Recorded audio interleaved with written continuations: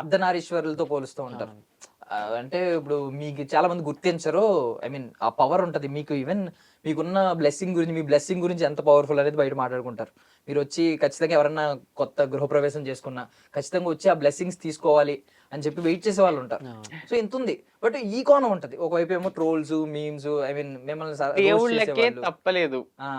బాధలు. హ్మ్. మనం ఎంత అండి మనుషులం. ఇగో అన్ అలాగే ఆలోచిస్తారు మీరు. అంతే కదా! హ్మ్. దేవుళ్ళే ఎంతో కష్టాలు పడ్డరు.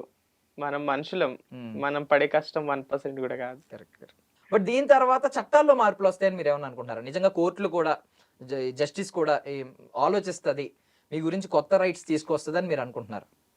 తీసుకురావాలి అని కోరుకుంటున్నాను. హ్మ్. ఎందుకంటే ఈ కోర్ట్‌లో వీట్లలో వాటిలలో మాకి ఇంతవరకైతే ఎక్కడ ఏ న్యాయం జరగలేదు. హ్మ్. ఆహ్, ఎక్కడెక్కడో చూస్తే ట్రాన్స్‌జెండర్స్‌ని రేప్ చేయడము, చంపేయడము, ఊరికే ఉట్టినే రోడ్డు పొంటి వెళ్తుంటే గూడా కొట్టడము, తిట్టడము అలాంటివి ఎన్నో జరిగినా కూడా హ్మ్. ట్రాన్స్‌జెండర్స్‌కి ఏ కోర్ట్‌లో కూడా జస్టిస్ అనేది జరగలేదు. కరెక్ట్.